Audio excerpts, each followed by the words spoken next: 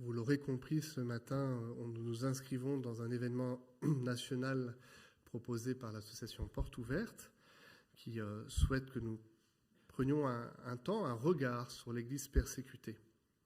Et c'est un sujet qui est loin d'être évident, loin d'être simple, ne serait-ce que pour en parler, puisqu'il convoque possiblement chez vous, chez moi, des angoisses, des peurs, et c'est aussi l'appréciation d'une réalité des Écritures qui nous invite à saisir qu'en tant que croyants, on peut souffrir simplement parce qu'on a la foi.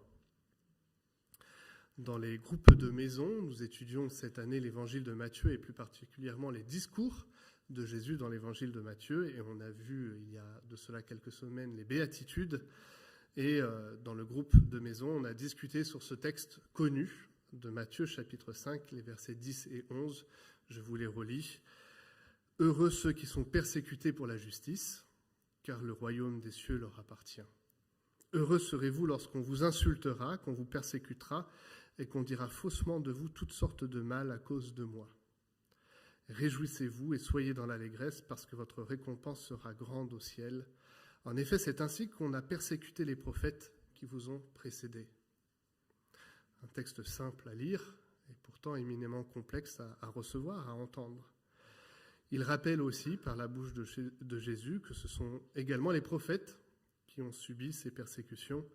Et un autre auteur, l'auteur de la lettre aux Hébreux, nous en parle. Je lis là aussi avant d'en arriver à notre texte principal, mais simplement pour vous dire que ça fait partie de l'ensemble des Écritures, ce thème de la persécution. Des femmes ont retrouvé leur mort par la résurrection, d'autres ont été torturées et n'ont pas accepté de délivrance afin d'obtenir une meilleure résurrection. D'autres encore ont subi les moqueries et le fouet, les chaînes et la prison. Ils ont été lapidés, sciés, mis à l'épreuve. Ils sont morts tués par l'épée, ils sont allés d'un endroit à l'autre, habillés de peaux de brebis ou de chèvres, privés de tout, persécutés et maltraités. Eux dont le monde n'était pas digne, ils erraient dans les montagnes et les déserts, dans les grottes et les abris de la terre. Voici deux textes, mais on pourrait en choisir bien davantage qui nous parlent de la possibilité, en tant que disciples du Seigneur, de vivre des temps difficiles, délicats, qui peuvent nous amener jusqu'à la mort. Le texte qui a été proposé par Porte Ouverte était la deuxième lettre aux Corinthiens, le chapitre 4, et c'est le chapitre qu'on va lire en entier ce matin. C'est un texte qui a été rédigé par l'apôtre Paul, et c'est intéressant de lire ce que l'apôtre dit de la persécution, puisque lui-même a vécu en fait les deux positions. Il était d'abord persécuteur de l'Église, c'est lui qui a mis un certain nombre de chrétiens en prison, qui était présent pour garder les vêtements pendant la lapidation d'Étienne, et qui aujourd'hui se retrouve en tant qu'apôtre dans la situation de vivre des temps délicats, difficiles. Il est lui-même malmené, persécuté. Et il répond dans cette lettre, pour vous donner le contexte élargi, à certains hommes qui se déclarent super apôtres. Et par ces super apôtres, entendez par là des hommes qui annoncent un autre évangile, un évangile où la souffrance serait amoindrie, voire inexistante, et qui mettrait davantage l'emphase sur une gloire toute humaine que sur la gloire du Christ ressuscité. Et c'est important de rappeler ce contexte pour bien comprendre notre texte ce matin. Je lis 2 Corinthiens chapitre 4 dans la version second 21. Ainsi donc, puisque par la bonté de Dieu nous avons ce ministère apostolique, nous ne perdons pas courage. Nous rejetons les actions honteuses qui se font en secret, nous ne conduisons pas avec ruse et nous ne falsifions pas la parole de Dieu. Au contraire, en faisant connaître clairement la vérité, nous nous recommandons à toute conscience d'homme devant Dieu. Si notre évangile est encore voilé, il l'est pour ceux qui périssent, pour les incrédules, dont le Dieu de ce monde a aveuglé l'intelligence, afin qu'ils ne voient pas briller l'éclat que projette l'évangile de la gloire de Christ, qui est l'image de Dieu. Nous ne prêchons pas à nous-mêmes, c'est Jésus-Christ le Seigneur que nous prêchons. Et nous nous déclarons vos serviteurs à cause de Jésus. En effet, le Dieu qui a ordonné que la lumière brille au sein des ténèbres a aussi fait briller sa lumière dans notre cœur pour faire resplendir la connaissance de la gloire de Dieu dans la personne de Jésus-Christ. Nous portons ce trésor dans des vases de terre, ou une autre traduction dans des vases d'argile, afin que cette puissance extraordinaire soit attribuée à Dieu et non à nous. Nous sommes pressés de toutes parts, mais non écrasés, inquiets, mais non désespérés, persécutés, mais non abandonnés, abattus, mais non anéantis. Nous portons toujours avec nous dans notre corps l'agonie du Seigneur Jésus, afin que la vie de Jésus soit aussi manifestée dans notre corps. En effet, nous qui vivons, nous sommes sans cesse livrés à la mort à cause de Jésus, afin que la vie de Jésus soit elle aussi révélée dans notre corps mortel. Ainsi, la mort est à l'œuvre en nous et la vie en vous. Et comme nous avons le même esprit de foi que celui exprimé dans cette parole de l'Écriture « J'ai cru », c'est pourquoi j'ai parlé, nous aussi nous croyons et c'est pour cela que nous parlons. Nous savons en effet que celui qui a ressuscité le Seigneur Jésus nous ressuscitera aussi par Jésus et nous fera paraître avec vous dans sa présence. Oui, tout cela arrive à cause de vous, afin que la grâce en se multipliant fasse abonder la reconnaissance d'un plus grand nombre à la gloire de Dieu. Voilà pourquoi nous ne perdons pas courage. Et même si notre être extérieur se détruit, notre être intérieur se renouvelle de jour en jour. En effet, nos légères difficultés du moment présent produisent pour nous, au-delà de toute mesure, un poids éternel de gloire. Ainsi, nous regardons non pas ce qui est visible, mais ce qui est invisible, car les réalités visibles sont passagères et les invisibles sont éternelles. Nous pouvons dire Amen. La lecture de ce texte nous convie à un homme, l'apôtre Paul, qui passe par des moments d'oppression, des moments de pression, des moments de persécution. Sa vie, telle qu'elle nous est racontée dans les Écritures, appelle à considérer, oui, qu'il a vécu des moments extrêmement difficiles, lapidé plusieurs fois, laissé pour mort, fouetté et, selon la tradition, mort en martyr, décapité. Paul sait de quoi il parle en parlant des pressions que peuvent vivre les chrétiens. Il fait l'état de plusieurs types de persécutions, et c'est aussi ce qu'a fait Porte Ouverte. On peut mettre la première slide en signifiant deux types de persécutions qui sont possibles, ce qu'on appelle une oppression violente, avec des assassinats, des kidnappings, des mariages forcés, des destructions de biens, et puis un deuxième type qui est la pression par discrimination, être sujet d'oppression, de rejet, de déni de droit, d'exclusion, de procès injustes. Paul a vécu un certain nombre de ces difficultés dans son ministère. Il veut inviter l'Église de Corinthe à considérer que c'est aussi possiblement pour eux un chemin en tant que disciples du Christ. Aujourd'hui, l'Église persécutée, dans un certain nombre de pays, Pamela en a parlé, nous révèle qu'effectivement c'est une réelle possibilité en tant que croyants. Mais Paul ne veut pas simplement dire cela, il veut nous laisser une parole d'encouragement. Et c'est pour cela qu'il écrit cette lettre qui nous est aujourd'hui parvenue. Un premier élément de cette lettre, c'est de comprendre pourquoi nous sommes pressés de toutes parts. Qu'est-ce qui peut amener des hommes, des femmes, des voisins, un État à persécuter les croyants ? L'apôtre veut rappeler que c'est parce que nous détenons un trésor. Paul considérait que l'évangile de la gloire du Christ, pour reprendre l'expression du texte, est un trésor au verset 7. Un trésor bien plus important que tout ce qu'il avait pu connaître auparavant. Si je prends un autre texte en Philippiens, Paul a ces paroles, « Je considère même tout comme une perte à cause du bien suprême qu'est la connaissance de Jésus-Christ, mon Seigneur. À cause de lui, je me suis laissé dépouiller de tout et je considère tout cela comme des ordures afin de gagner Christ. » Paul avait une conscience très aiguë de la portée de l'Évangile dans sa vie et dans la vie des autres. Il avait une conscience aiguë que la bonne nouvelle était un trésor qu'il avait en lui-même et qui était appelé à être témoigné à l'extérieur. Que le dépôt apostolique, que la vie du Christ ne pouvait pas demeurer quelque chose caché, mais qu'au contraire, il fallait le recevoir pleinement et l'annoncer pleinement aux autres. Connaître Jésus, dit Paul, c'est son plus grand trésor. Et une question qu'on pourrait se poser, et qui est un écho aussi à ce que vit l'Église persécutée, c'est est-ce que nous en sommes autant convaincus que lui ? Est-ce que nous sommes assez convaincus, comme Paul, que la Bible est un trésor et que proposer ce trésor peut manifester différents types de réactions, parfois l'accueil, mais aussi parfois le rejet, la haine et la colère. À la différence de la définition du trésor, Paul veut aussi dire, et ça c'est important, que ce trésor, ce n'est pas à destination de soi. Ce n'est pas que de l'entre-soi, la vie du croyant, la vie en Jésus-Christ. C'est quelque chose qui se donne et qui s'offre. Si on regarde la définition de trésor dans le dictionnaire, je vous le lis, c'est un ensemble de choses de valeur, accumulées et souvent soigneusement cachées.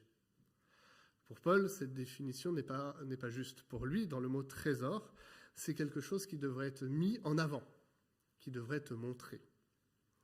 Il se fait peut-être ici simplement l'écho de la parole de Jésus-Christ, toujours dans le Sermon sur la montagne, juste après les béatitudes, quand il dit qu'on ne peut pas simplement garder cette lumière en nous et puis pas la faire briller. Au contraire, on devrait faire briller sur une colline à l'ensemble des personnes pour que ça soit vu, cet évangile. Et donc, un trésor peut attiser la convoitise, la curiosité, l'envie de voir, ça c'est très positif, mais aussi ça peut ne pas attirer les foules, et au contraire, ça peut aussi attirer, comme dans la plupart des pays persécutés, la haine. La haine parce que ce trésor qui est annoncé, c'est un trésor qui dérange, l'évangile peut déranger.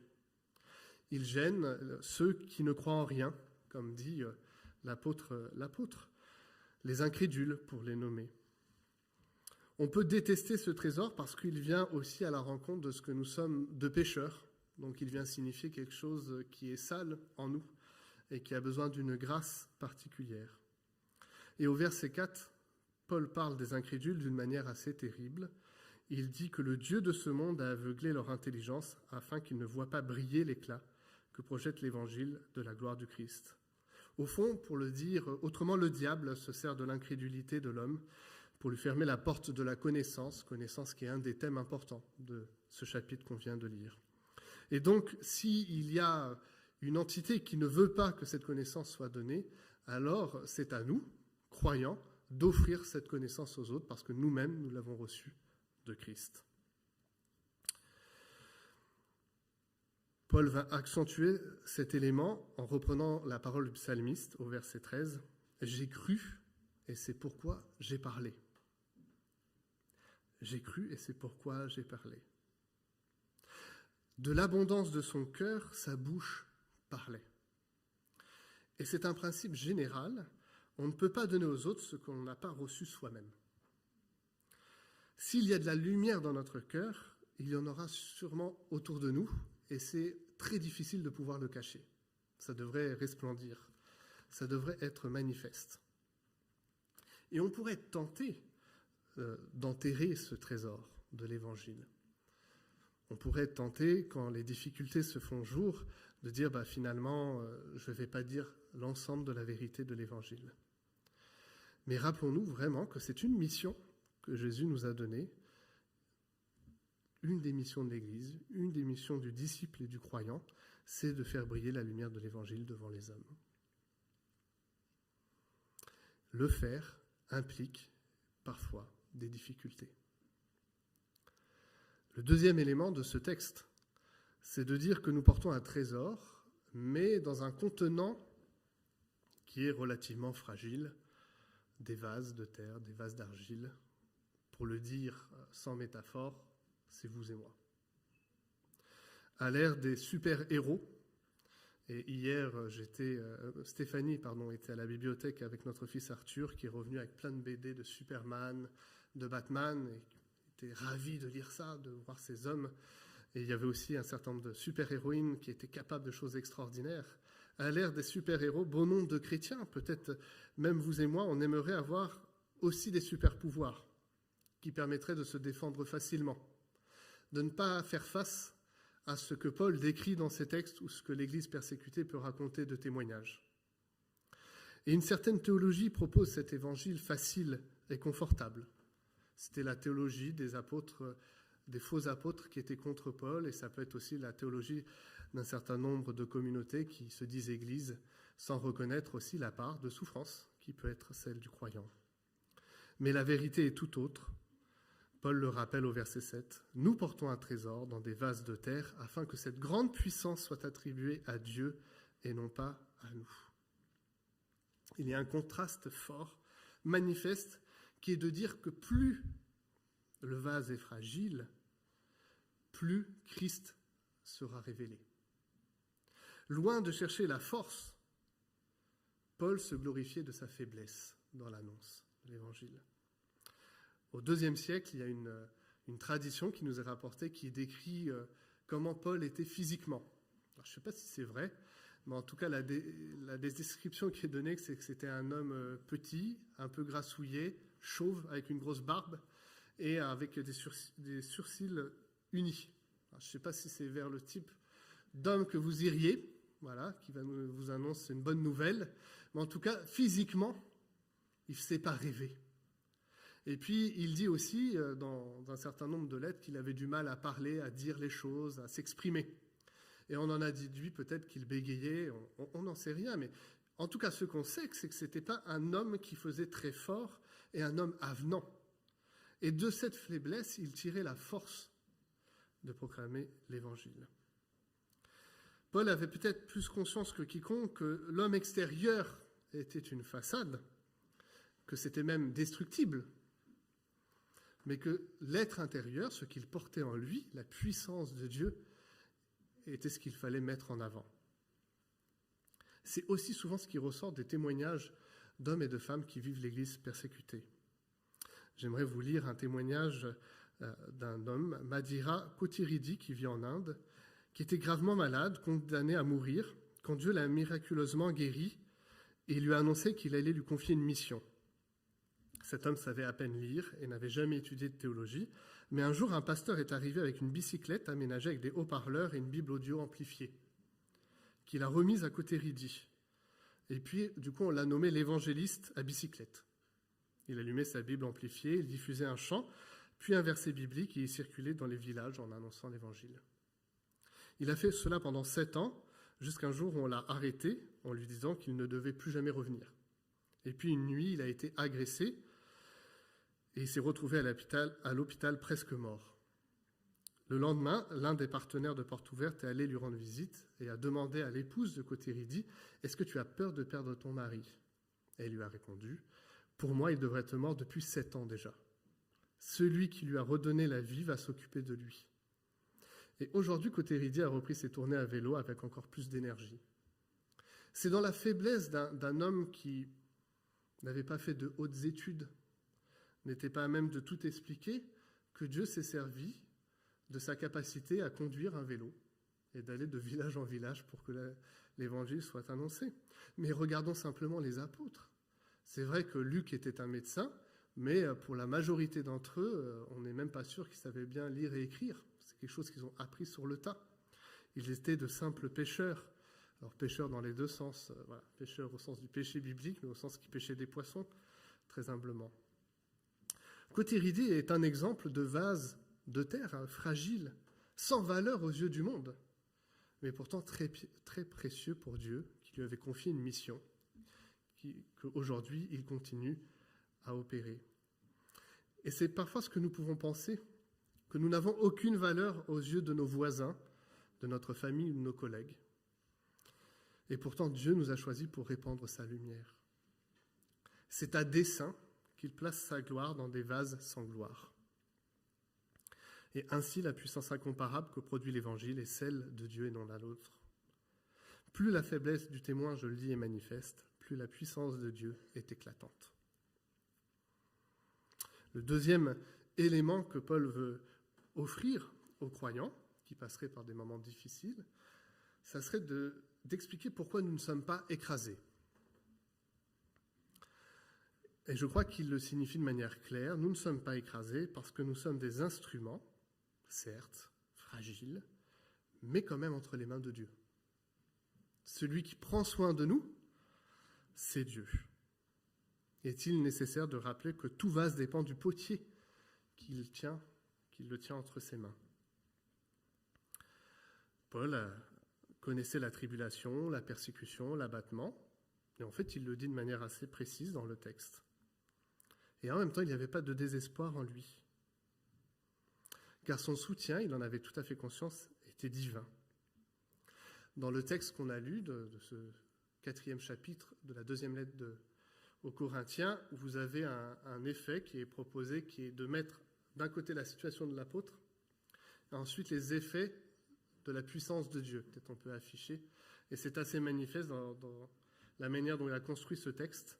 Nous sommes pressés de toutes parts, mais non écrasés, inquiets, mais non désespérés, persécutés, mais non abandonnés, abattus, mais non anéantis.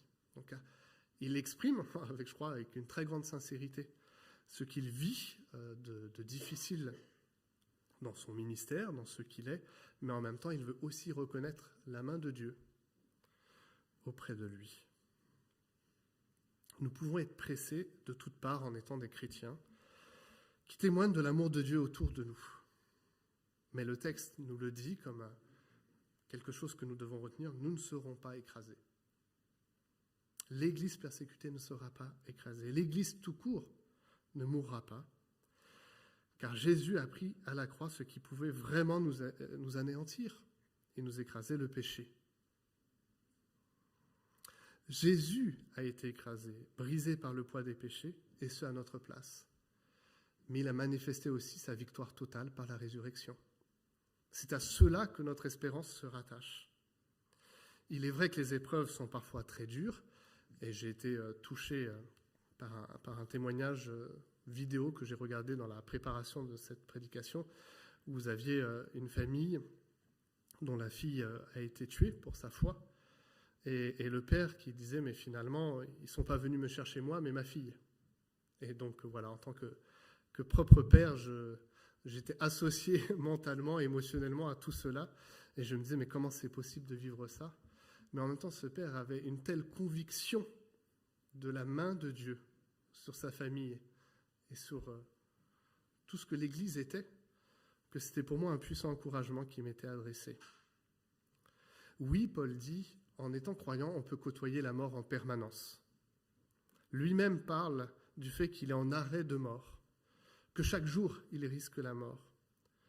Il compare parfois un certain nombre de croyants à des brebis que l'on mène à l'abattoir. Mais en même temps, Paul reconnaît que c'était en premier le chemin du Christ pour nous. Et par cela, il reconnaissait que ses facultés, son intelligence, sa mémoire, sa force de caractère, tout était mis à disposition de son Seigneur. Quand on voyait Paul, il paraissait méprisable, misérable, faible, j'imagine aussi abîmé par toutes ces tribulations. De sorte que toute l'attention était sur le trésor qu'il contenait, le Christ. Ava et Marduk en Iran sont des chrétiens iraniens fervents.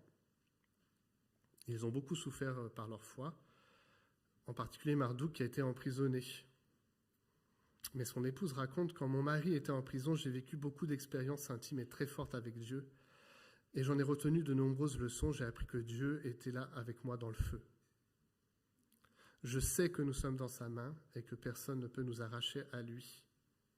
Je peux dire que je suis plus prête et disposée à faire la volonté de Dieu. C'est parfois dans le creuset d'expériences difficiles, douloureuses, qu'on lâche prise pour reconnaître la puissance du Christ dans nos vies. C'est dans les moments où on ne peut plus rien faire que nous nous mettons à la totale dépendance de Christ, à la reconnaissance de sa puissance, de son ministère accompli en notre faveur. Le dernier élément que souligne Paul, c'est de dire que notre attention devrait se porter sur des réalités éternelles et non terrestres. En tant que chrétiens, nous croyons que Christ est ressuscité le premier. Et donc, nous insistons sur le fait qu'un jour, nous aussi, nous ressusciterons. Paul avait dit que c'était un scandale pour les uns, une folie pour les autres. Et ça le demeure. ça le demeure. Mais ce qui est important de signifier, c'est ce verset 14 de notre passage, qui nous montre l'issue glorieuse de notre chemin. Nous savons en effet que celui qui a ressuscité le Seigneur Jésus nous ressuscitera aussi par Jésus et nous fera apparaître avec vous dans sa présence. Il y a d'abord la foi, le croire, puis le témoignage, parler. Vous vous souvenez de cette parole reprise des psaumes, « J'ai cru donc j'ai parlé ». Et c'est cela qui implique la persécution du témoin, possiblement jusqu'à la mort. Mais notre résurrection est aussi certaine que celle du Christ. Ce que Paul veut donner d'encouragement à l'Église, c'est que l'Église peut passer par des moments extrêmement difficiles. Et c'est le cas en Inde, c'est le cas en Iran, c'est le cas en Corée du Nord. Mais il veut aussi faire prendre conscience que le passage terrestre, finalement, quand on y réfléchit, c'est peu de temps comparé à l'éternité qu'on aura auprès du Christ. C'est ce qui nous appelle parfois lorsqu'on vit le temps de la Sainte Seine ou le temps de prière à dire « Jésus, viens, reviens. Viens exercer pleinement ton autorité pour que je sois dans l'éternité avec toi. » Il y a la compréhension de cette gloire future.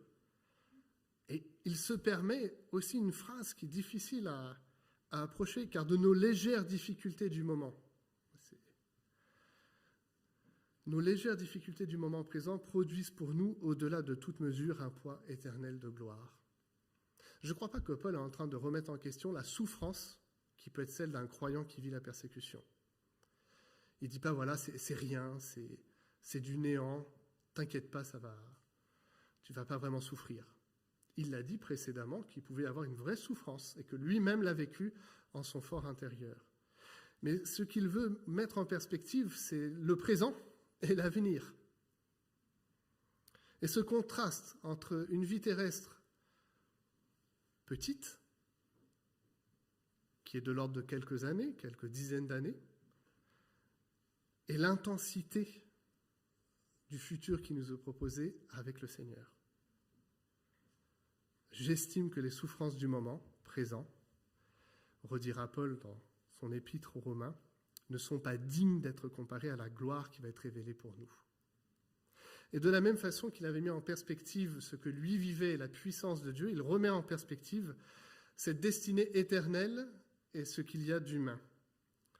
Humainement, oui, on peut souffrir, mais la gloire est infinie en quantité, elle est surabondante, elle est infinie en qualité, c'est un poids insurpassable, elle est infinie en durée, elle est éternelle. Il veut nous rappeler cette perspective de l'éternité. Nous rappeler que dans la souffrance de nos frères et sœurs, et qui pourrait être peut-être, je ne sais pas, un jour la nôtre, il y a à reconnaître que notre conviction se pose sur des choses invisibles et qui doit nous faire apprécier la valeur des promesses divines. Pour conclure, j'aimerais signifier aussi que derrière simplement des paroles qui sont données, il y a une réalité inscrite aujourd'hui pour l'Église persécutée. C'est que cette Église grandit. En Iran, c'est l'Église qui grandit le plus dans le monde. Selon les analystes de la persécution des chrétiens, l'Iran connaît actuellement un exode massif de l'islam vers le christianisme. Un responsable iranien confirme « Et si je vous disais que les mosquées sont vides ?» C'est exactement ce qui se passe en Iran. L'intransigeance des ayatollahs pousse les musulmans dans les bras de Jésus et fortifie la foi des chrétiens, qui n'ont pas d'autre choix que d'être des disciples, 800 000 chrétiens iraniens. Au Bangladesh, pays musulman, la persécution des chrétiens est partout, et même, signe distinctif, les enfants sont discriminés à l'école, si les parents sont croyants, par leurs camarades de classe et parfois par les enseignants eux-mêmes. Sans oublier les groupes radicaux qui enlèvent des convertis pour dissuader par la terreur toute volonté de suivre Jésus. Et pourtant, à nouveau, des personnes se tournent vers Jésus et l'Église augmente progressivement en nombre et en foi. 900 000 chrétiens aujourd'hui. Un des contacts sur place dit « Ces personnes sont inarrêtables pour le royaume de Dieu ». Alors que nous allons nous préparer à prier, que tout cela résonne en nous comme un formidable message d'espoir qui nous est donné, c'est Dieu qui tient son Église, c'est la personne du Christ qui fait croître le nombre des frères et sœurs. C'est aussi celui qui les soutient jour après jour.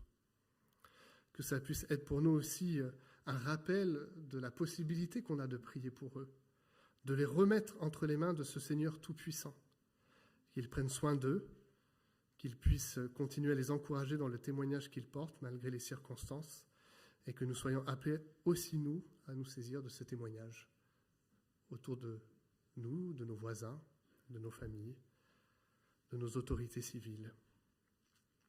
Pendant que Daniel s'approche, je prie.